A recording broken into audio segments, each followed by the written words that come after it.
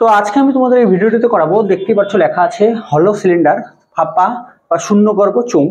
তো আগে তোমাদেরকে চোঙের নিরেট চোঙের লম্ববৃত্তাকার নিরেট চোঙের ভিডিও করিয়েছি। তো আজকে আমি করাবো হলো সিলিন্ডার, একদম ফাঁপা।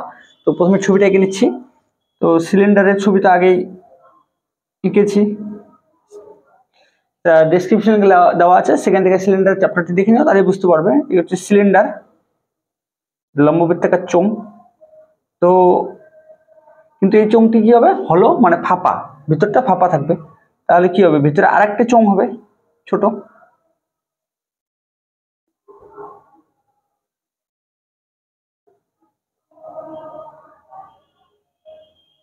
তো ভিতরের যে অংশটা দেখতে পাচ্ছ সেটা কি আছে, ফাঁপা। এই যে অংশটা দেখতে পাচ্ছ ভিতরে, এই অংশটা যে তোমরা দেখতে পাচ্ছ, এই জায়গাটা কি ফাঁপা আছে, এই জায়গাটা ফাঁপা।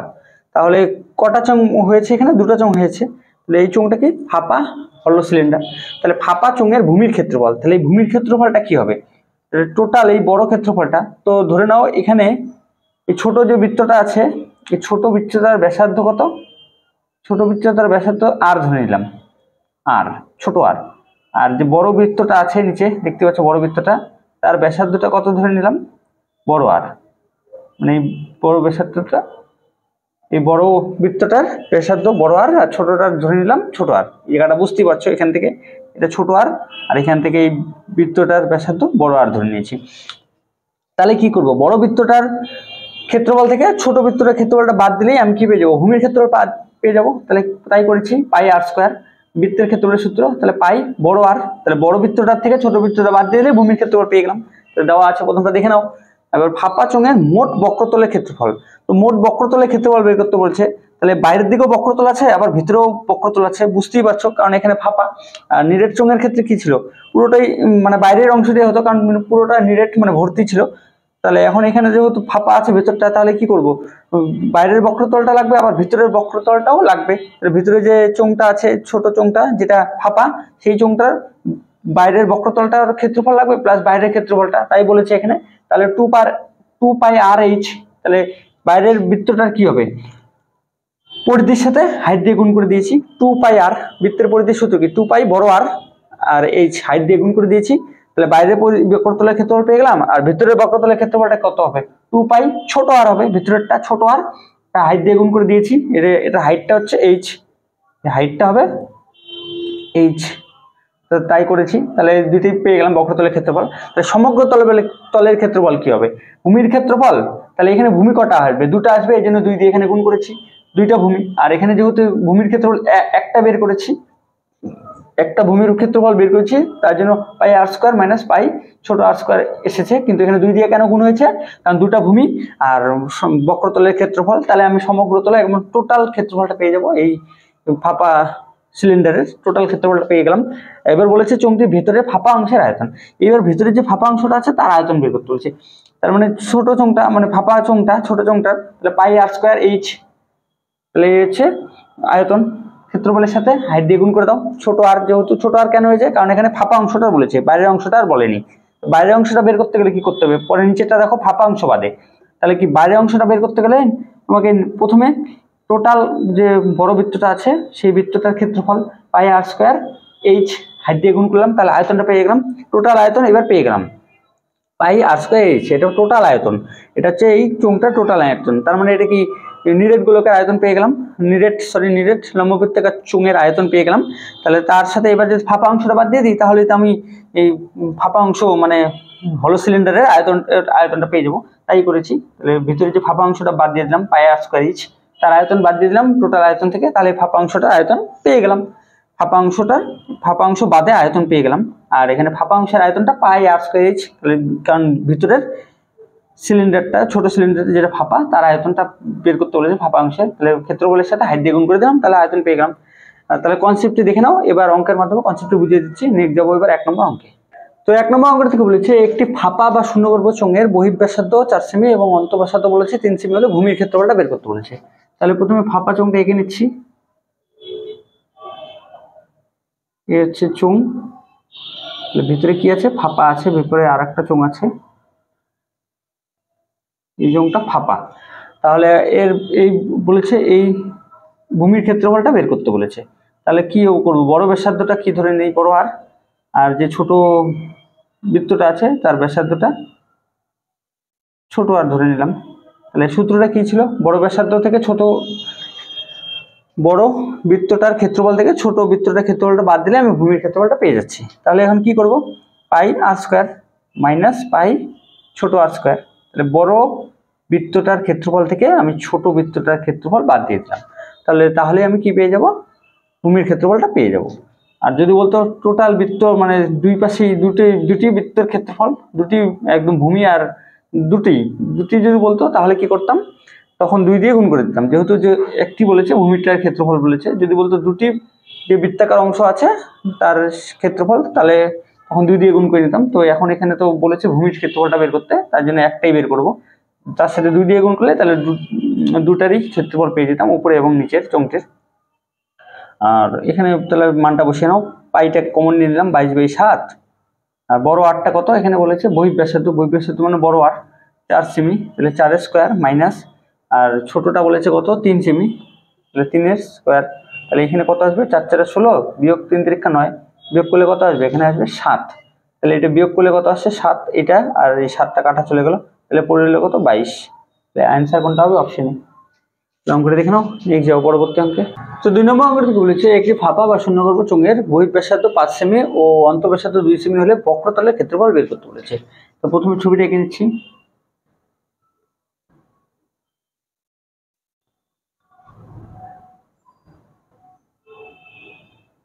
তো এর কি বের করতে বলেছে, বক্রতলের ক্ষেত্রফল। তাহলে এখানে বক্রতল কটা হবে, দুটো হবে, একটা বাইরের দিকে হবে আর ভিতরে, যেহেতু ভিতরটা ফাঁপা আছে তাহলে ভিতরে বক্রতলটা বের করতে হবে।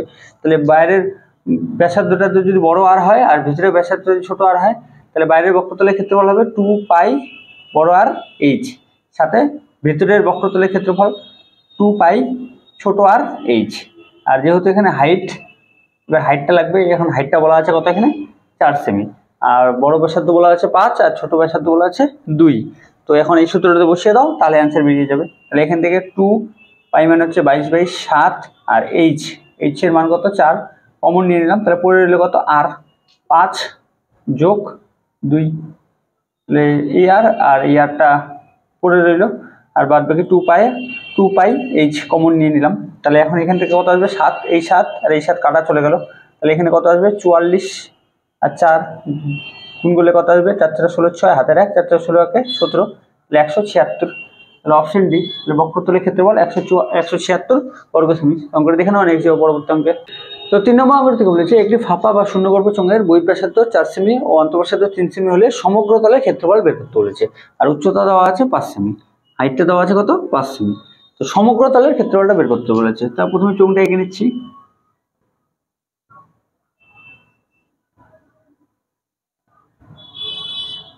তো হচ্ছে চোঙটা। তো এবার সমগ্র তলের ক্ষেত্রফল মানে বক্রতলের ক্ষেত্রফল আর উপর নিচের ক্ষেত্রফল, এখন টোটাল ক্ষেত্রফলটা বের করতে হবে।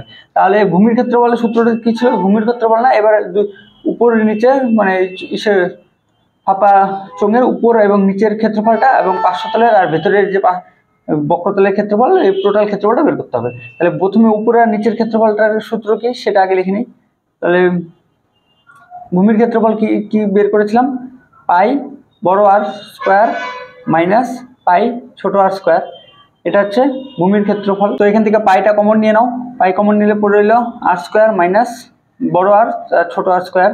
তাহলে এটা কি পেয়ে গেলাম, ভূমির ক্ষেত্রফলটা। কিন্তু এখানে দুটোই ক্ষেত্রফল দরকার আছে, তাহলে 2 দিয়ে একবারে গুণ করে দিচ্ছি, যেহেতু ভূমির ক্ষেত্রফল উপরে নিচে দুটারই লাগবে, এই জন্য 2 দিয়ে গুণ করে দিলাম। প্লাস এবার বক্রতলের ক্ষেত্রফল বাইরের, তারপরে ভেতরে, বাইরেরটা আসবে কত 2 পাই বড় আর এইচ প্লাস 2 পাই ছোট আর ভেতরেরটা এইচ। তাহলে এখানে মানটা বসে দাও 2 পাই, তো সবখান থেকে 2 পাই কমন নেওয়া যাবে, তাহলে 2 × 22/7 কমন নিয়ে নিলাম। আর এখানে আর স্কোয়ার বড় আর স্কোয়ার মানে কত 4 স্কোয়ার মাইনাস 3 স্কোয়ার, প্লাস এখান থেকে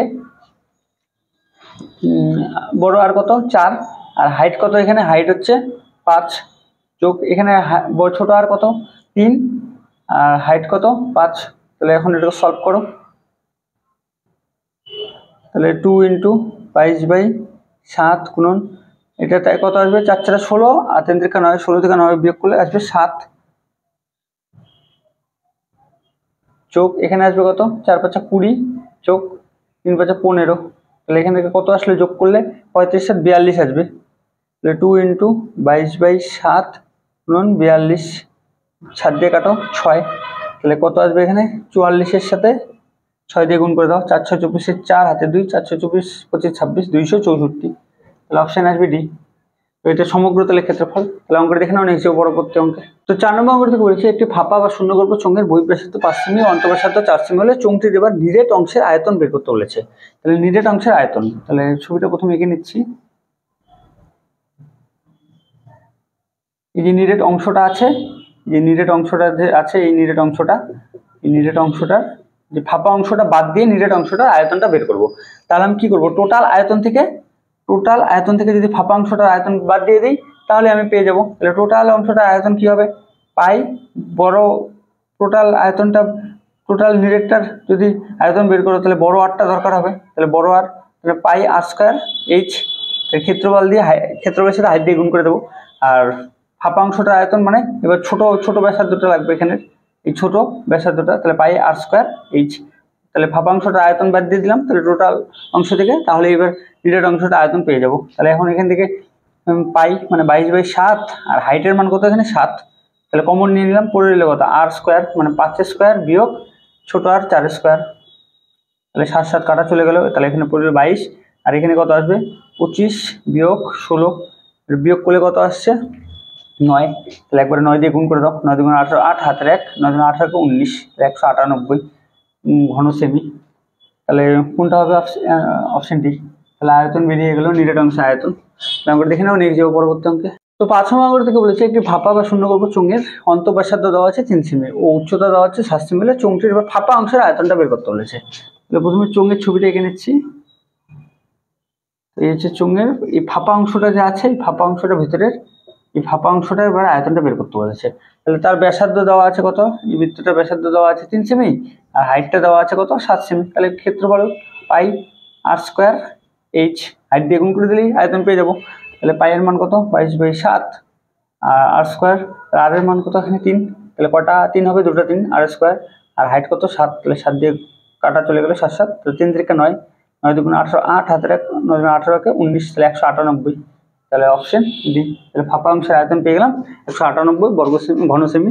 অঙ্কটা দেখে নাও নেক্সট যাবো পরবর্তী অঙ্কে। তো 6 নম্বর অঙ্ক থেকে বলেছে একটি লম্ববৃত্তাকার চোঙের ব্যাসার্ধ স্থির রেখে যদি উচ্চতা 10% পরিবর্তন করলে তাহলে আয়তনের কত শতাংশ পরিবর্তন হবে। তাহলে আয়তনের সাথে উচ্চতা এবং ব্যাসার্ধের কি সম্পর্ক, সূত্রটা আগে লিখে নেই। আয়তন,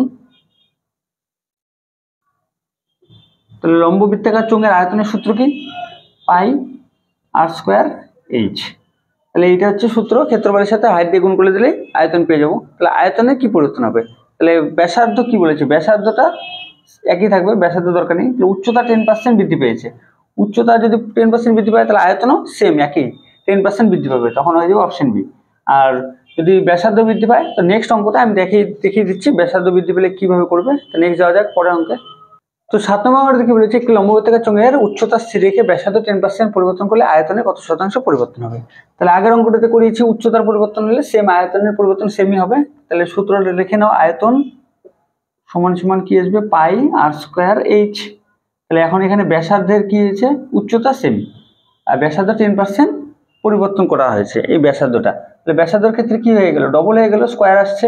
তাহলে প্রথমে ব্যাসার্ধ কত ছিল, প্রথমে ব্যাসার্ধ ছিল 100, পরিবর্তন হয়ে কত হলো 110 হলো, কারণ 10% পরিবর্তন হয়েছে, প্রথমে ছিল 100% মানে 100 আর 10% মানে 10 বেশি বৃদ্ধি হয়েছে 110, তাহলে দুই পাশ থেকে শূন্যটা কেটে নিচ্ছি, তাহলে কি হয়েছে স্কোয়ার হয়েছে এখানে ক্ষেত্রফল ব্যাসার্ধটা, তাহলে স্কোয়ার করে দাও, তাহলে এখানে কত আসবে 100 আর এখানে আসবে 121, তাহলে কত পরিবর্তন আসলো এখানে বিয়োগ করো, বিয়োগ করলে আসবে হচ্ছে 21, কততে 100তে, নিচে 100টা লিখে দাও আর 100% দিয়ে গুণ করে দাও, তাহলে 100 100 কাটা যাবে, পড়ে গেল কত 21%, তাহলে আয়তনের কি পরিবর্তন হবে 21%, অপশন ডি। তাহলে অঙ্কটা দেখে নাও নেক্সট যাবো পরবর্তী অঙ্কে। তো 8 নম্বর অঙ্ক থেকে বলেছে একটি লম্ববৃত্তাকার চোঙের উচ্চতার পরিবর্তন 5% ও ব্যাসার্ধ 10% পরিবর্তন করলে আয়তনের কত শতাংশ পরিবর্তন হবে। তাহলে এবার উচ্চতার পরিবর্তন হয়েছে এবং ব্যাসার্ধের পরিবর্তন হয়েছে, তাহলে সূত্রটা কি, আগের অঙ্কটার মধ্যে সূত্রটা লিখে নাও, আয়তন সমান সমান পাই r² h, তাহলে ক্ষেত্রফলের কি ক্ষেত্রে কি হবে ডবল হবে আর উচ্চতা সেমই থাকবে, তাহলে এখান থেকে বের করে নাও, তাহলে ব্যাসার্ধ প্রথমে ছিল 100, হয়ে গেছে কত 110। তাহলে এখানে শূন্যগুলো কেটে নাও, তাহলে বর্গ করে দাও, যেহেতু এখানে বর্গ আছে সূত্রে, তাহলে কত হবে এখানে 100 আর এখানে আসবে কত 121। তাহলে এখন এখান থেকে কি আসবে 121 বাই নিচে 100 করে দাও। আর এখানে উচ্চতাটার ক্ষেত্রে কি হবে, উচ্চতা 5% পরিবর্তন করেছো, তাহলে 100তে কত হয়েছে 105 হয়েছে। উচ্চতার পরিবর্তন করেছে সেম, উচ্চতার পরিবর্তন আয়তের পরিবর্তনে সেমই থাকবে, যেহেতু এখানে ব্যাসার্ধের ক্ষেত্রে বর্গ আছে জন্য বর্গ করে নিয়েছি, তাহলে এখানে সেমই থাকছে। তাহলে একবার গুণ করে দাও, যখন গুণ আছে সূত্রে, তাহলে উপরে কত আসবে 105 বাই 100। তাহলে এখান থেকে কেটে নাও 5 দিয়ে, 5 দিয়ে কাটলে এখানে 21, এখানে আসবে 20, তাহলে 21 বাই 20। তাহলে এখন এখানে টোটালটা এসে গেল। তাহলে এখান থেকে -1 করে দাও এবং এই টোটালটার সাথে যেহেতু পার্সেন্টেজটা বের করতে হবে, তাহলে 100% গুণ করে দাও, এটা সলভ করো, অ্যান্সার পেয়ে যাবে। তাহলে এখন এখান থেকে সলভ করলে কত আসছে, এখানে নিচে আসছে 2000 আর 121 সাথে 21 গুণ করো, তাহলে কত আসবে 121 গুণন 2 × 2, 2 × 4, 2 × 2, তাহলে আসবে হচ্ছে 1 4 5 2 5 4 1 -1 করে দাও, তাহলে ইন্টু 100%। তাহলে এখন এখান থেকে সলভ করলে কত আসবে, নিচে 2000, এখানে আসবে 2541 থেকে 2000 বিয়োগ করলে কত আসবে ইন্টু 100%। দুটো শূন্য, এখান থেকে দুটো শূন্য কেটে নাও, তাহলে এখানে উপরে কত আসছে, এখান থেকে উপরে আসছে হচ্ছে 541, নিচে আসবে 20, তাহলে 20 দিয়ে ভাগ করে দাও 541-কে, তাহলে ভাগ করলে কত আসছে, এখানে 2 বাদ দাও, 2 দুগুণ 4 40, 4 1 141। তাহলে এখন 7 বাদ দাও, 7 শূন্য 0, 7 দুগুণ 14, তাহলে 140, তাহলে 1 পরে রইল, দশমিক দিয়ে শূন্য নিয়ে নাও, তাহলে হচ্ছে না, তাহলে একটা শূন্য দিয়ে শূন্য নিতে হবে 100। তাহলে এখন 5 বাদ দিয়ে দাও, মিলে গেল, তাহলে মিলে গেল কত 27.05, এবার পার্সেন্টেজ চিহ্নটা আছে দিয়ে দাও, তাহলে কত আসলে 27.05।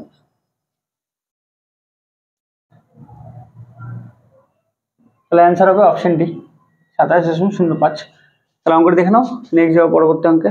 তো 9 নম্বর অঙ্কটি কি বলেছে, একটি লম্ববৃত্তাকার চোঙের ব্যাসার্ধের অনুপাত দেওয়া হচ্ছে 3:4 ও উচ্চতার অনুপাত দেওয়া হচ্ছে 5:7 হলে চোঙ দুটির বক্রতলের অনুপাত কত সেটাই বের করতে বলেছে। তাহলে বক্রতলের ক্ষেত্রফলের সূত্রটা কি, বক্রতলের ক্ষেত্রফলের সূত্র হচ্ছে 2πr/h, ব্যাসার্ধের পরিধির সাথে বৃত্তের পরিধির সাথে এই হচ্ছে চোঙটা, তাহলে বৃত্তের এই পরিধির সাথে এই বৃত্তটার যে পরিধি আছে এই পরিধিটার সাথে হাইট দিয়ে গুণ করে দিলাম।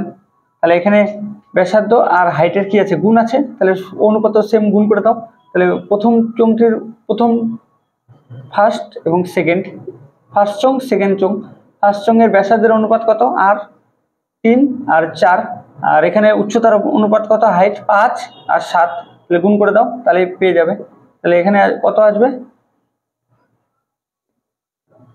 তাহলে এখানে গুণ করলে আসছে হচ্ছে এই দুটো গুণ করে দাও, আর এর সাথে এইচ, যেহেতু আর আর এইচ গুণ আছে ব্যাসার্ধ আর হাইট, তাহলে এখানে আসবে 15:4 7 28, তাহলে 15:28 আসবে অপশন সি।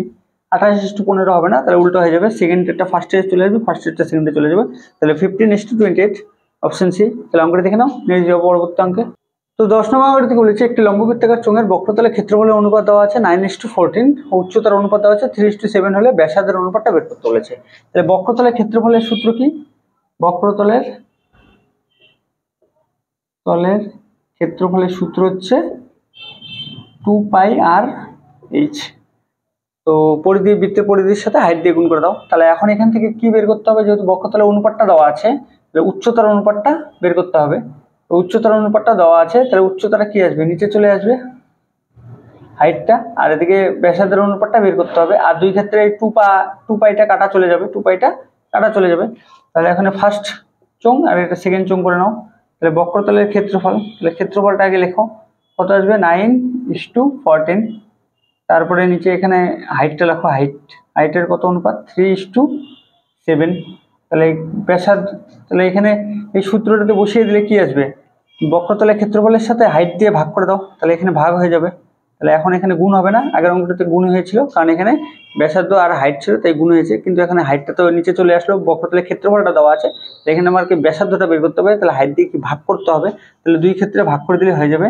আর যে 2π আসবে দুই ক্ষেত্রে, এই 2π দুই পাশ থেকেই কাটা চলে যাবে, তাহলে ভাগ করলে এখানে আসবে 3 × 9 3 এখানে 7 দুগুণ 14, তাহলে 3:2 আসবে। অপশন বি 2:3 হবে না, তাহলে উল্টো হয়ে যাবে। তাহলে অঙ্কটা দেখে নাও, নেক্সট যাবো পরবর্তী অঙ্কে।